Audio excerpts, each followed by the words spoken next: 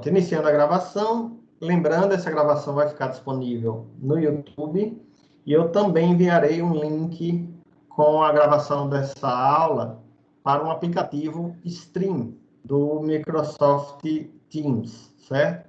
É uma forma nova de acesso, além do YouTube, no canal Advocacia Jato, você também vai poder acessar através desse link, só quem tiver o link vai poder acessar no aplicativo Stream da Microsoft. Na aula passada, nós falamos sobre contestação, né? Tratamos sobre as principais características da contestação. Vimos que não é uma petição simples, né? Não é, ao contrário do que muita gente pensa, uma petição fácil, que é só responder aquilo que foi colocado pelo autor. Tem técnica, tem muito conhecimento de processo para poder se fazer uma contestação. E estávamos falando das preliminares, que são defesas processuais. Por que a gente chama de defesa processual, né? A defesa processual porque ela aduz questões processuais, a alegação do réu em torno de questões processuais que impedem a análise do objeto da ação, que a gente chama de mérito. Na apresentação das preliminares, eu expliquei que todas aquelas preliminares, o resultado pretendido pelo réu é a extinção do processo sem julgamento do mérito. Evidentemente, algumas preliminares têm natureza dilatória, vão apenas atrasar o processo. Outras têm natureza peremptória, são defesas peremptórias porque acarretam elas próprias a extinção do julgamento do mérito. E dentre as dilatórias, que só irão atrasar o processo, existem aquelas dilatórias com potencial peremptório, no sentido de que, se não for cumprida a exigência, ou se não for superado o obstáculo processual apontado pela defesa dilatória, isso vai ocasionar a extinção do processo sem julgamento do mérito. Então, se você não regulariza a representação processual, que é uma das preliminares dilatórias, a consequência é a extinção do processo sem julgamento do mérito. Por isso que a gente disse que ela é dilatória com potencial peremptório, certo? E aí nós paramos na preliminar do inciso 10 do artigo 337 do Código de Processo Civil. Josevânia está entrando aí também, Josevânia? Seja bem-vinda. Então, o inciso 10 do artigo 337 vai falar sobre a convenção de arbitragem. O que é a convenção de arbitragem? É uma preliminar que ela é construída, na verdade, antes do processo pelas partes.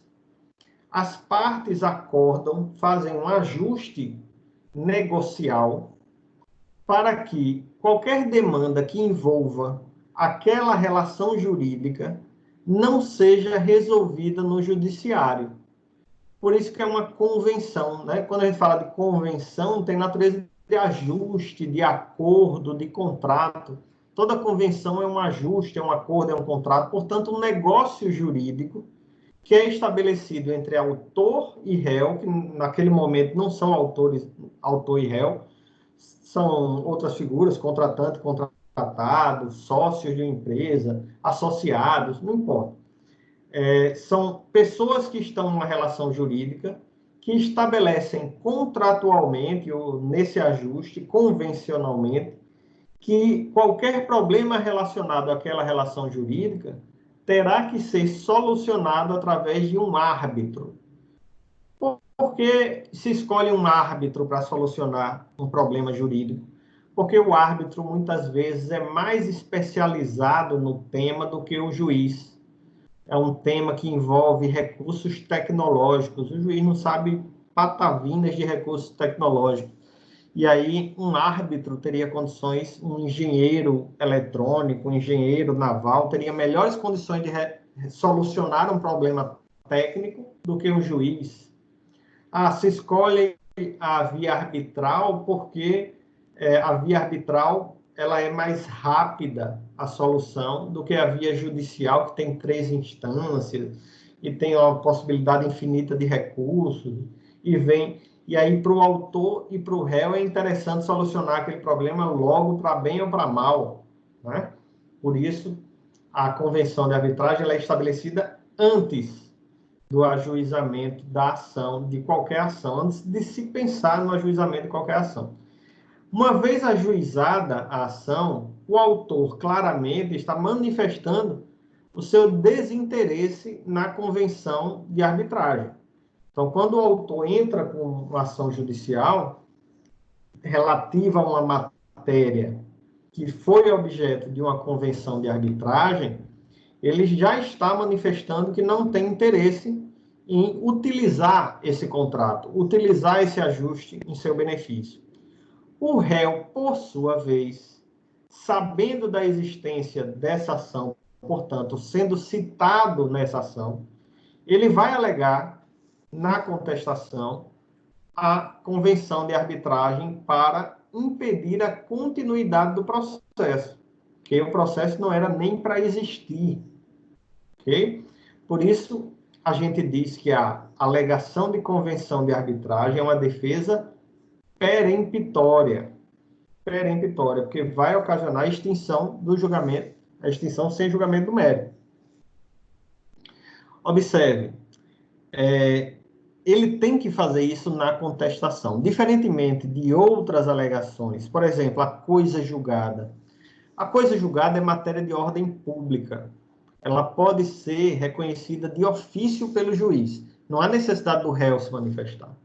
Todas as defesas aí, preliminares, são defesas que não precisam necessariamente serem invocadas pelo réu. A nulidade de citação, a incapacidade da parte, todas essas preliminares, se o réu não alegar, o juiz a qualquer momento, o tribunal até depois da sentença, pode vir a impedir a continuidade do processo em razão de uma dessas preliminares. Agora, no caso da convenção de arbitragem, não. A convenção de arbitragem, por se tratar de um acordo, por se tratar de um ajuste, por se tratar, portanto, de um contrato, segue o mesmo princípio de um contrato de natureza civil, que nada mais é do que o princípio da autonomia da vontade. É o princípio da liberdade de contratação entre as partes, né? Então, quando se faz um ajuste, um contrato, o que está na base desse contrato é um princípio, o princípio da autonomia da vontade. E se o autor manifestou desinteresse na continuidade do processo, no momento em que ele que ele ajuizou, não posso falar interpôs, no momento que ele ajuizou a petição inicial, o réu, por sua vez, é obrigado na contestação a dizer que quer a aplicação da cláusula de convenção de arbitragem, quer a convenção de arbitragem. Porque se ele não fizer, o entendimento vai ser de que ele também, assim como o autor, abriu mão da utilização dessa cláusula de convenção de arbitragem, dessa cláusula da convenção de arbitragem.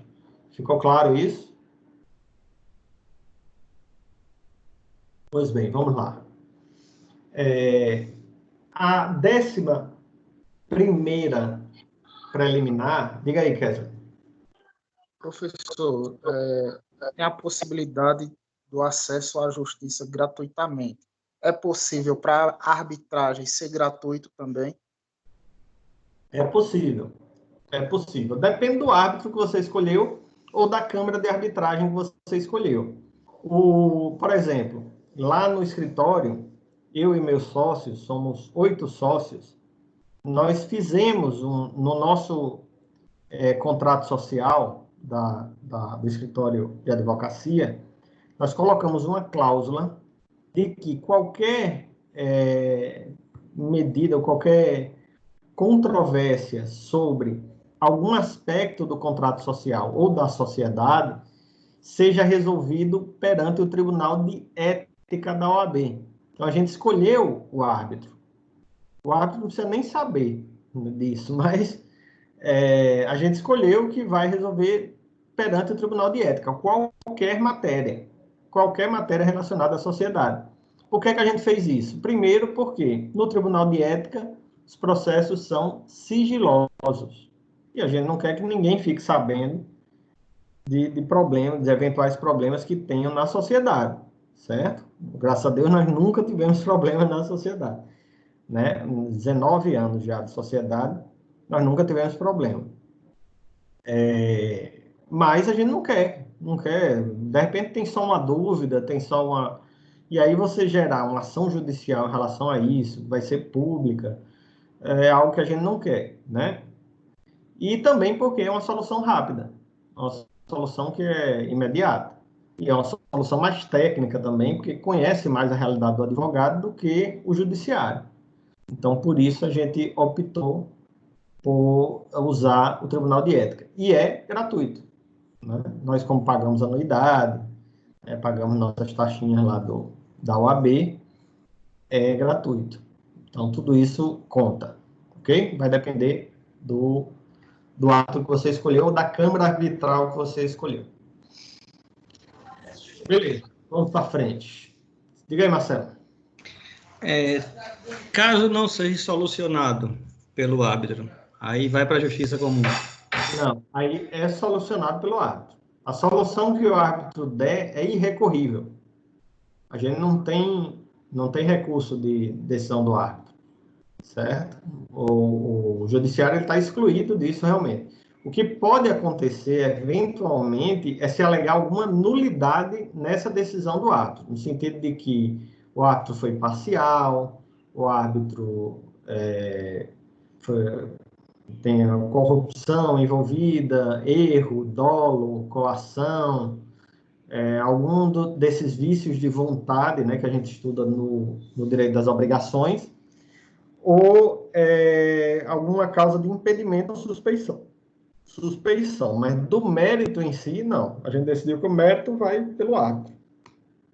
Joia? Vamos lá para a 11ª preliminar.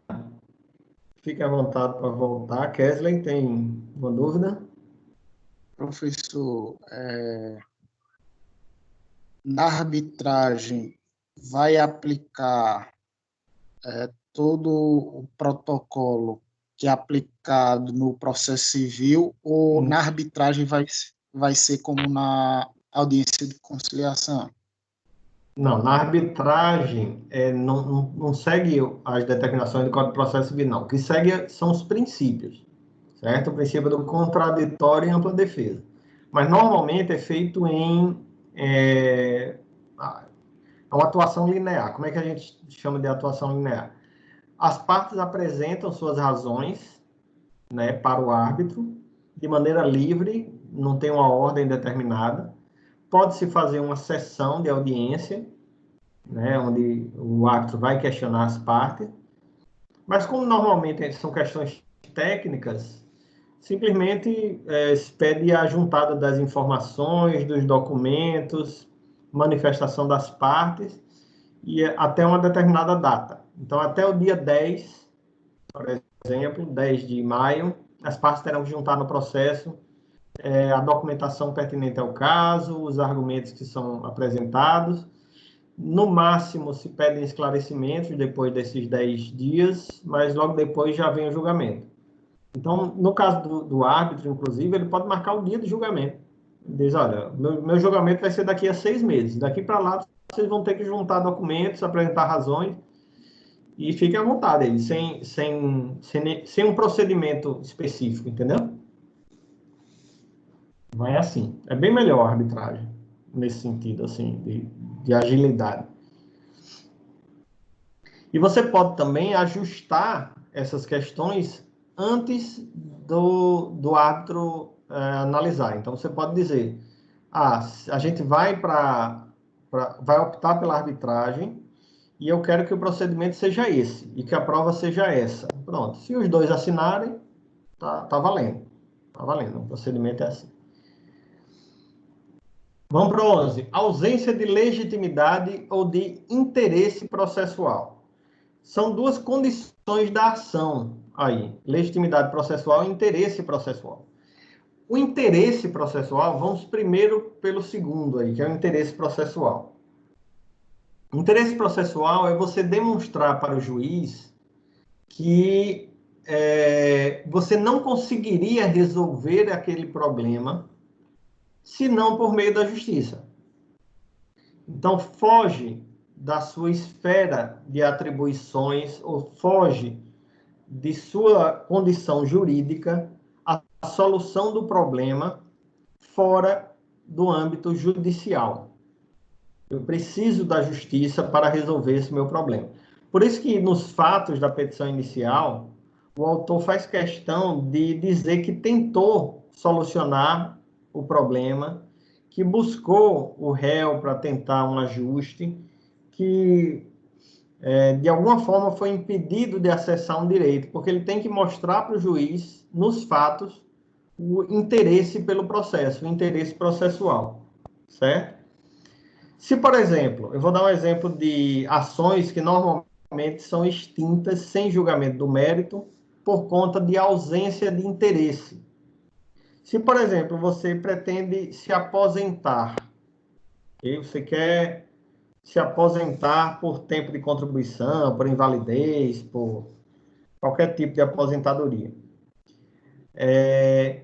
E entra com ação judicial contra o INSS, o juiz vai dizer o seguinte, olha, nós somos justiça federal, justiça estadual.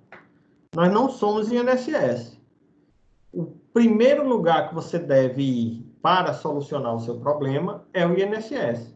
Então, se você, com o ingresso da ação judicial, você não apresenta para o juiz que, pelo menos, tentou buscar essa aposentadoria no órgão competente para conceder a aposentadoria, você não tem interesse de agir. Ah, mas eu sei que o INSS vai negar. Não, você não sabe. Você tem que primeiro buscar o INSS para saber se ele vai negar. Ok? Então, por isso que esse processo é extinto sem julgamento do mérito, porque você não provou que buscou todas as alternativas para solucionar o seu problema.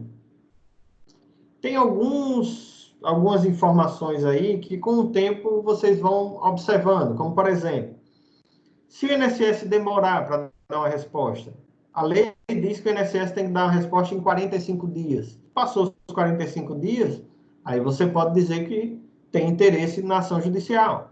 Ah, se o INSS emite um normativo, uma portaria, uma instrução normativa, dizendo que não aceita a complementação de aposentadoria em 25% por tempo de contribuição, só aceita a aposentadoria por invalidez. Bom, se você vai pedir uma complementação de 25% sobre a aposentadoria por tempo de contribuição, basta mostrar esse documento do INSS, de que ele não aceita, para comprovar o interesse de agir, certo?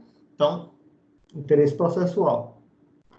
Então, basicamente, demonstrar esse interesse é demonstrar que você não consegue resolver senão pela via judicial. Agora, a minha preocupação desse dispositivo é em relação à ausência de legitimidade. A ausência de legitimidade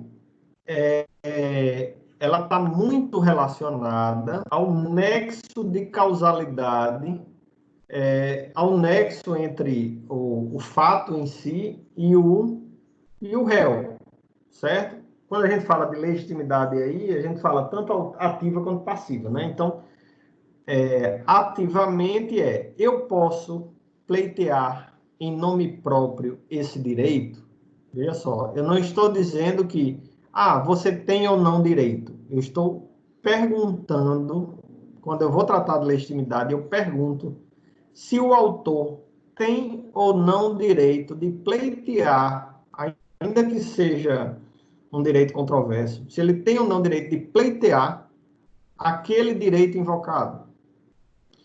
Se eu estou falando do réu, eu estou invertendo o polo. Estou dizendo, o réu, nesse processo, ele tem o dever de responder essa demanda. Não é responder pelo direito, é responder à demanda que está sendo apresentada. Se não houver, ele é parte ilegítima da ação. Vou dar um exemplo. A OAB, há um tempo atrás, acho que eu já dei até esse exemplo para vocês. A OAB, há um tempo atrás, colocou numa das provas práticas de segunda fase uma situação em que o sujeito vinha passando na rua e caiu um pote, um vaso de planta na cabeça dele, de um apartamento. Ele estava passando na rua, caiu de um apartamento um vaso de planta na cabeça dele. No caso descrito pela OAB, tinha dizendo claramente lá, do apartamento 604. Bom, se o pote caiu do apartamento 604, e aí o caso dizia que o autor entrou com ação contra o condomínio não responde, não deve responder por esse fato. Veja, não estou dizendo que o sujeito que recebeu um pote na cabeça, um vaso na cabeça, tem ou não direito a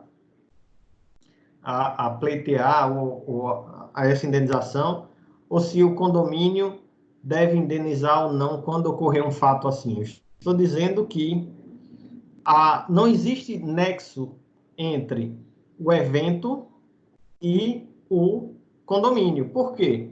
Porque eu consegui identificar claramente de onde saiu o vaso. Então, nessa hipótese, quem responde é o proprietário, o morador ou possuidor desse imóvel. O condomínio não tem nada a ver com isso. Certo? É difícil identificar, mas você observa que tem algo ali que impede eu ir em face do condomínio. Inclusive, tem uma norma do Código Civil que exclui a responsabilidade do condomínio a esse respeito. Então, na minha contestação, posso alegar ausência de legitimidade passiva. Só que ao alegar ausência de legitimidade passiva, eu, de outro lado, tenho que tomar algumas medidas processuais. Alguns atos processuais devem ser praticados. Antes, e aí por conta disso, antes do Código de Processo Civil de 2015, a defesa quanto à legitimidade, ela era claramente peremptória. Porque, óbvio, um processo não pode continuar com duas partes ilegítimas. Ok? Porém, agora,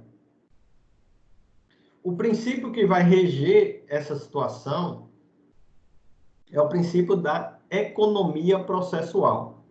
Certo? Então, lembrem sempre disso quando se depararem com uma situação de alegação em contestação de ilegitimidade passiva. Porque sempre que houver uma alegação de ilegitimidade passiva, existe um réu que é parte legítima para estar naquele processo. Um réu que teria que estar ali no lugar daquele réu inicialmente provocado, inicialmente colocado na petição inicial. E aí, como eu vou atender a essa reclamação aí do réu, a essa impugnação do réu, fazendo a luz do princípio da economia processual, eu tenho que aproveitar esse processo de alguma forma.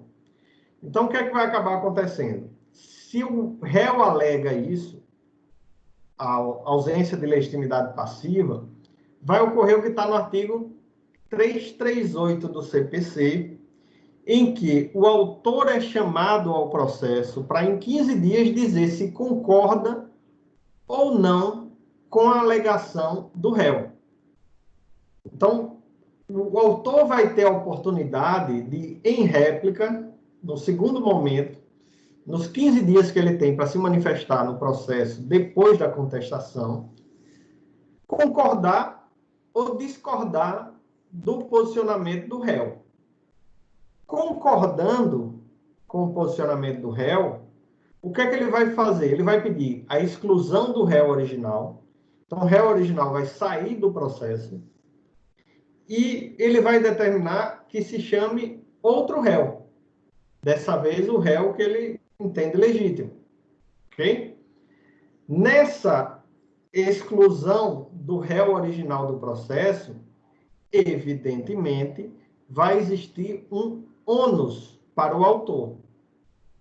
Então, o autor, ao admitir que aquele réu que alegou em contestação, que é parte legítima, ele realmente não era para estar no processo, vai ter que arcar com as custas processuais que eventualmente ocorreram até aquele momento, além de uma custa de honorários de sucumbência, porque ele, de fato, perdeu o processo em relação àquele réu original.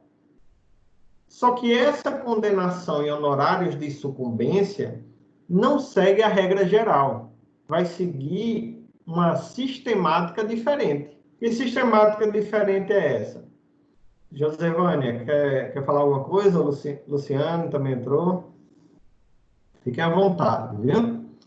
Então, veja só. Tirou o réu original do processo. Alegação de legitimidade, o autor aceitou.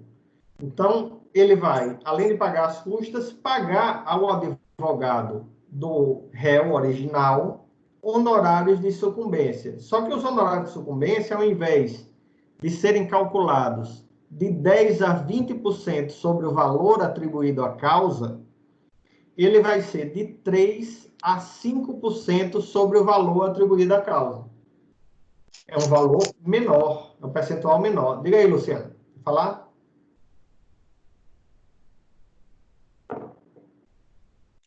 Dou-lhe uma. Dou-lhe duas.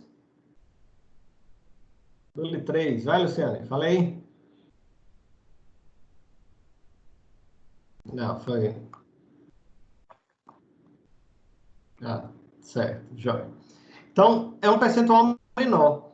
O fato de ser menor é interessante, porque se fosse no mesmo percentual de uma condenação do autor, o que é que ia acabar acontecendo? O autor ia dizer, bom, já que eu vou pagar a mesma coisa, deixa ele aí, e lá no final a gente vê, né? Já ele vai ter aí uma possibilidade de...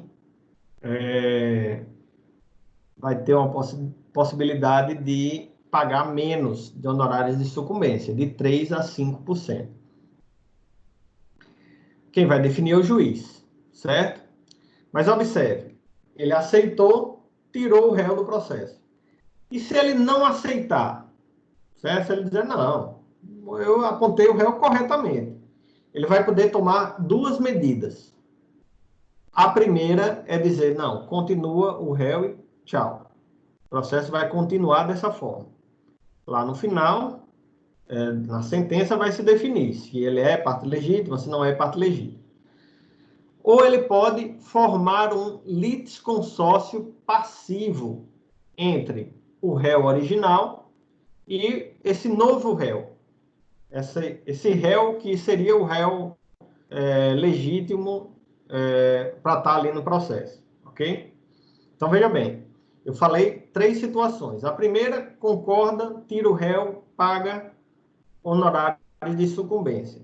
A segunda, mantém o réu original. A terceira, mantém o réu e o terceiro aí, e o segundo réu para estar dentro do processo. Porém, eu não falei como é identificado esse segundo réu. Em nenhuma das situações eu disse como deve ser identificado esse segundo réu. E aí eu digo que o Código de Processo Civil exige que o réu, se ele for sabedor de quem é o responsável para estar ali no processo, quem é o réu legítimo para estar no processo, aponte para esse réu legítimo. Então, a primeira obrigação é a do réu, que alega a ilegitimidade passiva, apontar quem é o verdadeiro réu do processo, em qualquer situação, porque ele não sabe ainda se o autor vai aceitar ou não. O réu apontou fulano de tal como o réu legítimo dentro do processo. O autor vai decidir se chama fulano de tal e tira o réu original, ou se chama fulano de tal, coloca com o réu original, ou se não chama fulano de tal e deixa o réu no processo. Fechamos o raciocínio lógico em torno da alegação de ausência de legitimidade passiva. Agora, observe, isso só acontece no novo Código de Processo Civil por força do princípio da economia processual. E esse segundo réu que entra no processo vai ter o mesmo direito do réu original, ou seja, o processo vai voltar para a fase de audiência de conciliação e mediação. Certo? Então, o novo réu, se ingressar no processo, ele vai ter que retornar o processo para a fase de audiência de conciliação e mediação. Ok? Bola para frente. O pessoal está saindo aí da sala. Mas já temos gente nova aí. Rayane, Pedro, Luiz Fernando. Todo mundo aí. Fiquem à vontade para perguntar, certo?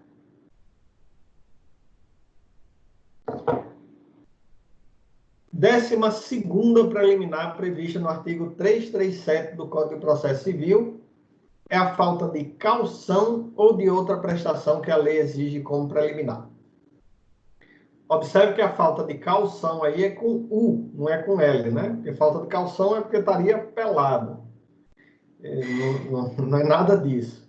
A falta de caução é a falta de alguma garantia que, eventualmente, a ação judicial exija. Então, se tiver uma ação judicial que exige uma garantia, a prestação de um valor, o depósito de uma quantia, a hipoteca, a penhora de um bem, algum procedimento judicial que exija isso, e o autor não promove, o réu pode alegar aí a falta de caução. É uma defesa dilatória, não é a defesa peremptória. Porém, é uma dilatória com potencial peremptório. Porque sem garantia o processo não anda. Certo? Sem essa garantia, lembrando, não são todos os processos que exigem garantia. São situações extremamente excepcionais. São situações excepcionais. Porque a regra geral é de que não se exige a garantia. Okay? Não se exige nenhum tipo de depósito para o ajuizamento da ação. Ok? 13ª. Indevida concessão do benefício da justiça gratuita. Indevida concessão do benefício da justiça gratuita. Aí uma defesa tipicamente dilatória. Por quê? O que é que o réu está alegando nesse momento? Olha, doutor, quando o senhor recebeu o processo que o autor alegou que era beneficiário da justiça gratuita, o senhor não deveria ter concedido esse benefício. Ok? Porque o autor tem condições de pagar as custas processuais. Aí vai juntar a prova, vai dizer, está aqui o contra-cheque dele, está aqui as fotos no Instagram dele, partiu Paris, tá lá, bota lá as coisas, né? O pessoal que gosta de ostentar nas redes sociais, a rede social hoje é prova, né? Prova de um bocado de coisa. E aí faz-se a ata notarial, certo? Nunca junte informações da internet sem fazer a ata notarial antes, certo? Tem que ir lá no cartório e dizer, olha, tem essa informação aqui na internet, eu quero que você ateste isso daí. Aí o escrivão lá do cartório vai fazer a ata notarial. E aí aquilo vai valer como prova. E aí vamos aproveitar a oportunidade para entender quando é concedida a justiça gratuita. O que é a justiça gratuita? A justiça gratuita é um benefício que é garantido tanto ao autor quanto ao réu. O réu também pode pedir justiça gratuita. Viu? Em que sentido?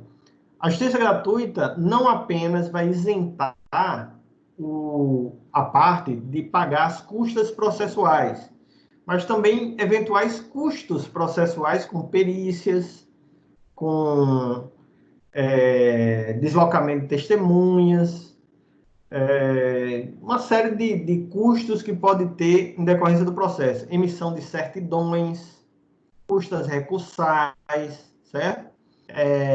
A concessão da justiça gratuita é em relação a todos os procedimentos dentro da justiça, dentro do processo.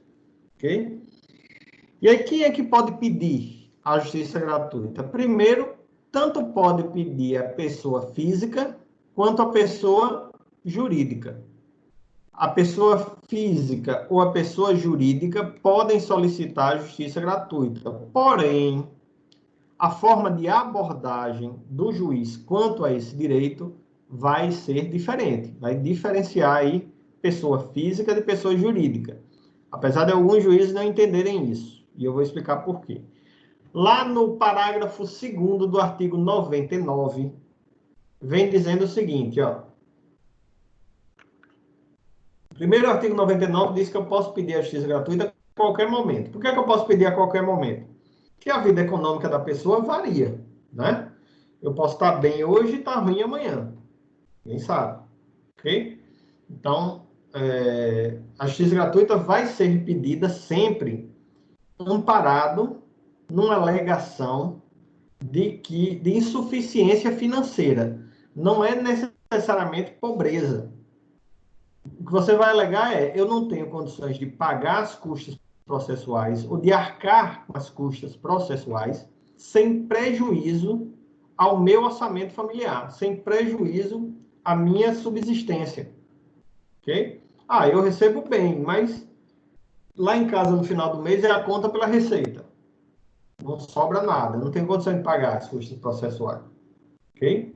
Custas que muitas vezes são altas. Então, eu solicito. Aí o parágrafo... Então, eu posso pedir a qualquer momento. O parágrafo 2º desse artigo 99 do Código de Processo Civil diz o seguinte: o juiz somente poderá indeferir o pedido se houver nos autos elementos que evidenciem a falta dos pressupostos legais para a concessão de gratuidade. Certo? Então, a regra geral está aí no início. Ó. O juiz somente poderá indeferir o pedido se houver nos autos elementos que evidenciem a falta dos pressupostos legais para a concessão de gratuidade, vírgula, devendo, antes de indeferir o pedido, determinar à parte a comprovação do preenchimento dos referidos pressupostos. Então, observe. O dispositivo, qual deve ser a interpretação do dispositivo que fala da gratuidade?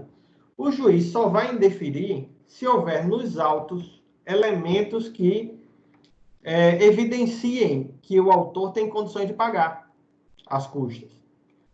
E aí, quando ele observar isso, ele ainda vai ter que dar a oportunidade à parte de se manifestar sobre esse entendimento dele. Então, ele vai dizer o seguinte: manifeste a parte sobre o indeferimento da justiça gratuita, sobre o documento tal que comprova que tem suficiência financeira para pagar as custas processuais. Ele não indeferiu ainda, mas ele tem que justificar o pedido para que o autor se manifeste sobre esse indeferimento,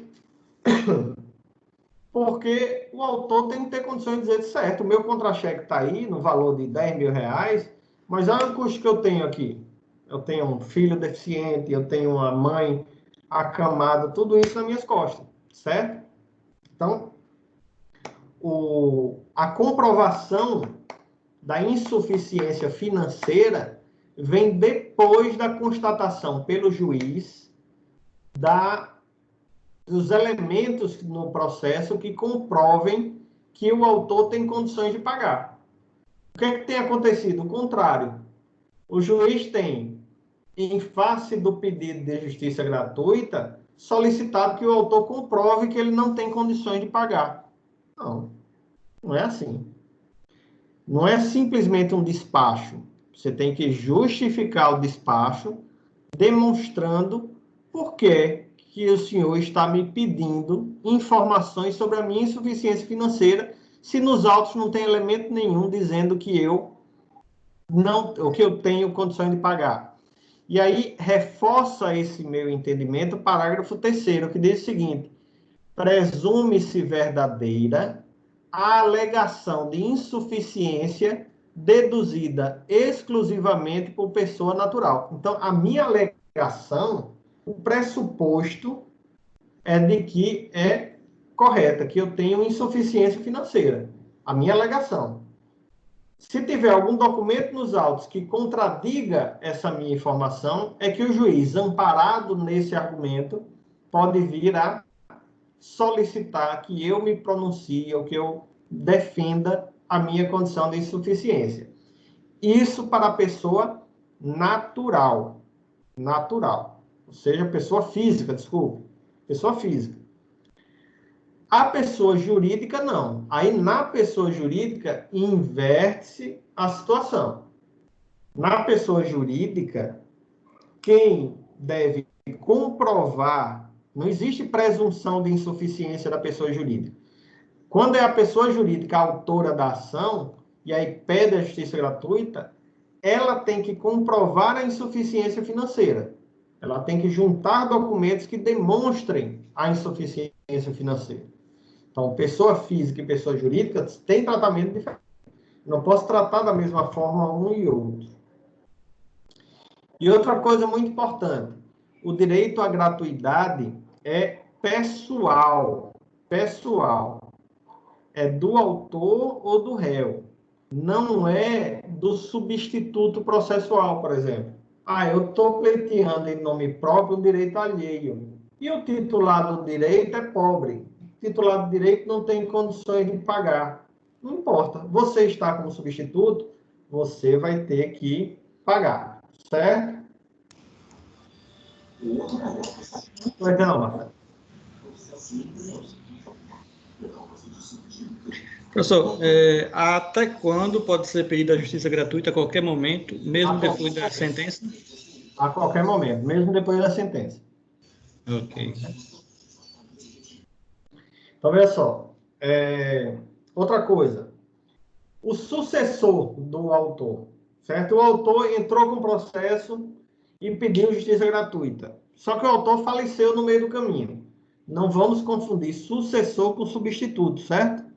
Nas perguntas que a gente fez lá no Google Sala de Aula, eu coloquei uma questão sobre sucessor e muita gente confundiu, aliás, sobre substituição, e muita gente confundiu com sucessão, certo? Substituição é eu pedir em nome próprio direito alheio. Na sucessão, eu estou pedindo em nome próprio direito próprio, porque o titular do direito já saiu do processo. Ou ele me vendeu o crédito, ou ele morreu. Certo? Isso é o caso de sucessão. Diga aí, cara. Professor, uma dúvida. Se uma das partes que pedem a gratuidade de justiça não conseguir obter êxito no seu processo, como é que ele vai arcar com a sucumbência? Se um quê? Como é? Não entendi. Se uma das partes Sim. pede a gratuidade de justiça e não consegue obter o êxito no processo, como que ele vai arcar com a sucumbência? Então, a sucumbência fica suspensa até que você comprove que ele tem condição de pagar. Entendeu? Então, o autor perdeu o processo, foi indeferido. Ele tem que pagar 10% sobre o valor da causa de honorários. O que é que vai acontecer nessa situação? Ele vai ser condenado. A condenação não deixa de existir pelo fato dele ser beneficiário da justiça gratuita. Só que, para executar essa quantia, para poder ter direito a essa quantia, você vai ter que demonstrar que ele tem condições de pagar. Aí você vai atrás de um bem dele, vai atrás de comprovar que ele tem algum rendimento, alguma coisa, certo? Essa comprovação tem que existir. Diga aí, Márcio. E caso realmente não haja essa condição de pagar, o advogado ele não recebe? Aí você vai ter que plastificar a sentença para não desgastar. Tem aquela piada do cara que diz, né? Tá com chave, rapaz, eu tô com seu cheque aqui, aí fica abrindo o cheque toda vez. Seu cheque aqui você não me paga, seu cheque. O que é que eu faço com isso? Eu cara de plastifique, senão vai rasgar no meio, né? É mais ou menos por aí. Agora, o advogado não pode acionar o seu cliente, que foi ele quem convidou para a causa, nesse caso, caso a Não, outra parte não pague. na sucumbência não. Sucumbência não. Ele pode acionar o contrato, que ele contratou com o cliente, né? Ele contratou com o cliente é uma coisa. A sucumbência é a parte contrária pagando para ele. Ele não pode acionar o. Então, ele recebe, nesse caso, do cliente e a parte da sucumbência, é? Não, ele recebe do cliente a parte que acertou com o cliente, é uma contratação totalmente diferente da sucumbência, e ele recebe a sucumbência da parte que perdeu. Um é contrato, o outro é legal. Um não depende do outro, entendeu? Um não depende do outro. Você pode ter, receber honorários e o seu cliente perder a ação. Por quê? Porque uma coisa é o contrato, a outra coisa é a ação. Certo? A nossa obrigação é de meio, não é de fim. Alguns celebram contrato, né? A maioria dos meus contratos, por exemplo, é no êxito. É um contrato que só é um percentual sobre o que o autor ganha. Mas além desse percentual sobre o que o autor ganha, se o autor ganhou o processo, o réu que perdeu tem que pagar os honorários de sucumbência. Certo? Então são duas relações diferentes.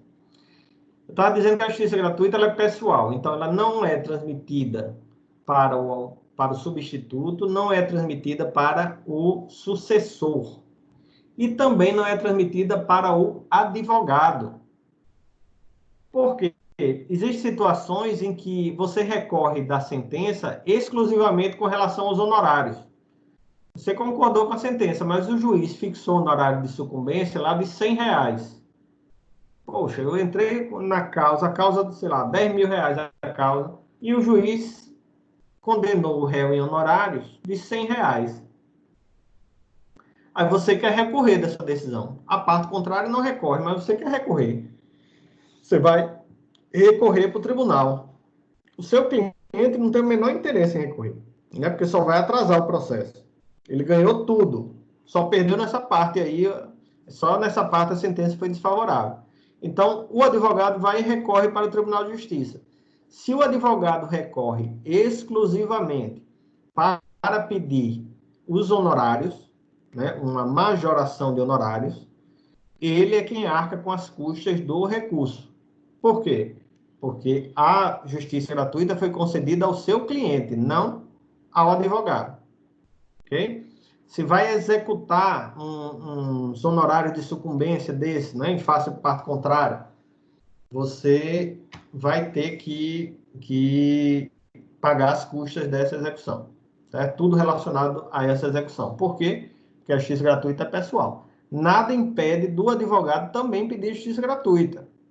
Se o advogado não tiver condições de pagar, ele pede a justiça gratuita, sem problema nenhum. Ok? Professor, Diga. seria possível, mesmo o cliente pedindo gratuidade de justiça, o advogado cobrar honorários contratuais?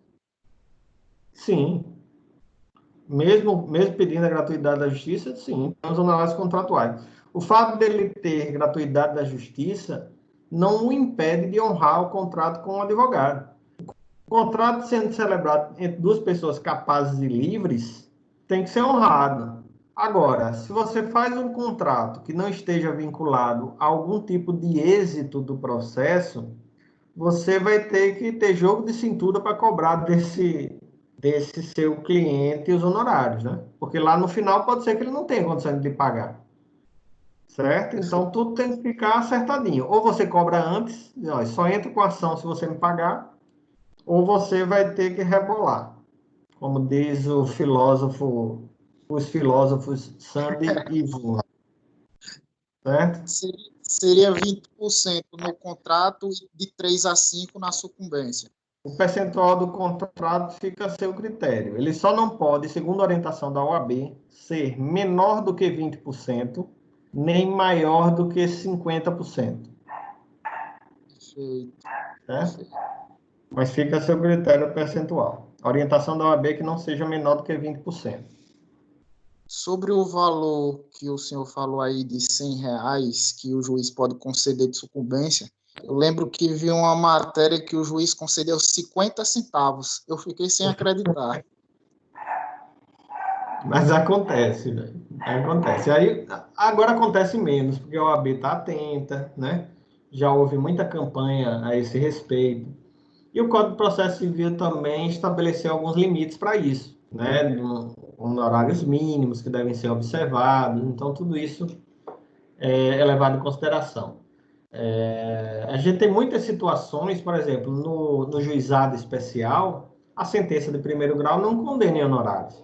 Em segundo grau, você só vai ter honorário de sucumbência se o recurso da parte contrária for improvido. Se você recorre e ganha o recurso lá na turma recursal do juizado, você não tem direito a honorários também.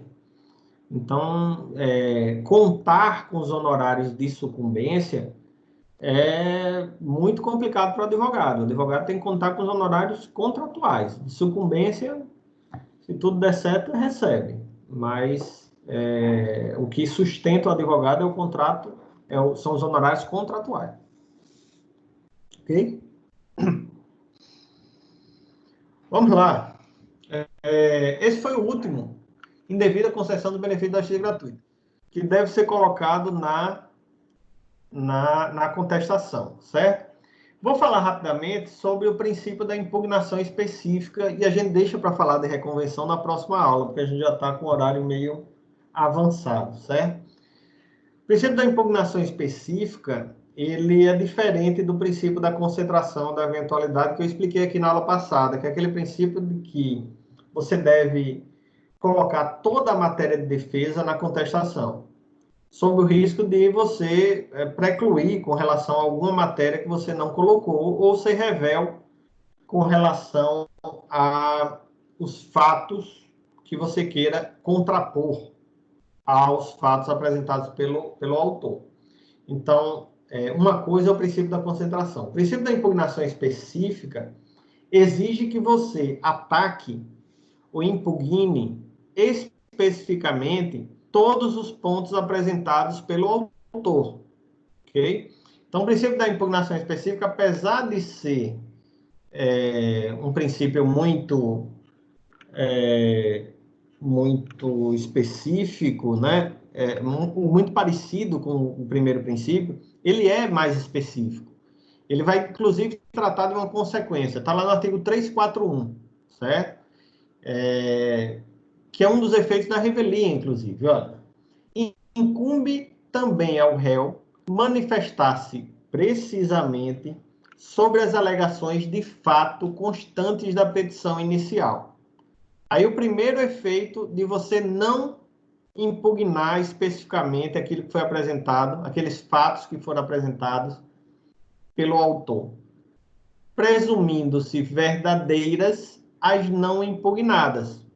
Então, se você não impugna o fato, especificamente um fato apresentado pelo autor, a presunção vai ser de que aquele fato é um fato verdadeiro. Regra geral. Ok? Agora, os advogados geral não têm essa prerrogativa, mas alguns entes têm a prerrogativa de fazer impugnação genérica. A impugnação de tudo que foi dito na inicial, certo? Eu não posso chegar e fazer uma contestação assim, impugno todos os fatos apresentados pelo autor na inicial. Por quê? Porque eu estou fazendo impugnação genérica.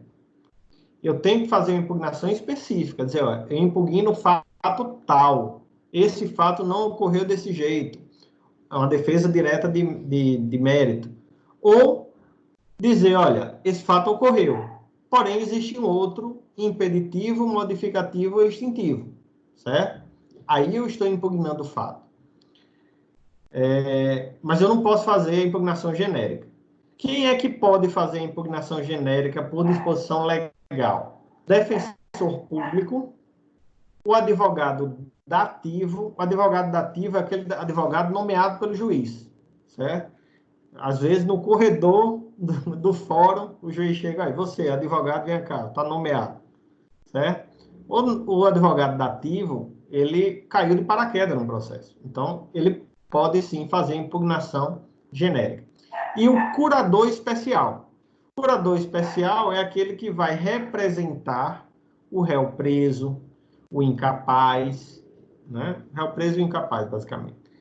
Porque aí ele tem a prerrogativa de impugnar genericamente todos os fatos. Agora, existem situações, por outro lado, em que eu não preciso impugnar, que não vai haver o efeito de se presumir verdadeiro. É aquela situação dos incisos do artigo 341 que diz: quando não for admissível a confissão, certo? Então, imagina uma situação de paternidade mesmo. Eu confesso que eu sou pai da criança. Não adianta. Ou eu não falo nada, né? Eu não me contraponho a uma ação de reconhecimento de paternidade. Porque imagine, a ação de reconhecimento de paternidade, ela é ajuizada no fórum do domicílio da criança. Aí um sujeito, uma mulher, entra com a ação de reconhecimento de paternidade do seu filho em face de Justin Bieber, certo? Justin Bieber é meu pai. É o papai da minha criança. Então, eu vou entrar com ação judicial aqui em face dele. Justin Bieber vai receber esse negócio lá nada. Ele vai estar se movendo para fazer contestação disso. E se ele não contestar, ele vai se presumir verdadeira essa paternidade? De jeito nenhum. Por quê? Matéria de ordem pública. Não é cabível a confissão. Então, por isso, não há, mesmo que ele não impugne especificamente esse fato, só vai ser reconhecida a paternidade depois da instrução processual, depois da prova. Nesse caso, a prova do DNA. Segundo, a petição inicial não estiver acompanhada de instrumento que a lei considerar da substância do ato. É o caso do casamento, por exemplo, propriedade de imóvel. Tudo isso tem que ter certidão pública. Eu não posso dizer numa ação judicial que sou casado com a rainha da Inglaterra e porque a rainha da Inglaterra não contestou o meu pedido, eu ser considerado casado com a rainha da Inglaterra. Eu não estou trazendo na inicial um instrumento público obrigatório que comprove a condição de casamento, certo? E o terceiro estiver em contradição com a defesa, considerado em seu conjunto, ou seja, você não impugnou especificamente aquele fato, mas a sua defesa deu a entender que você está impugnando aquele caso, aquele fato, certo? Então, eu não fui diretamente ao assunto, mas eu deixei entre linhas aí, claro, que eu não concordava com aquele fato. Okay? Então, é uma interpretação realmente subjetiva da situação. Okay? Esse é o princípio da impugnação específica, que vai ser muito importante quando a gente estudar revelia. Na próxima aula, a gente assiste reconvenção, e na próxima aula também a gente fala sobre reconvenção e fala sobre revelia. Alguma dúvida com relação à aula de hoje? Alguma reclamação? Alguma observação? Joia, galera. Então é isso, a Manuel vai fazer o grupo, né, para que a gente possa conversar mais de perto. Vou parar a gravação para quem quiser fazer perguntas fora da gravação.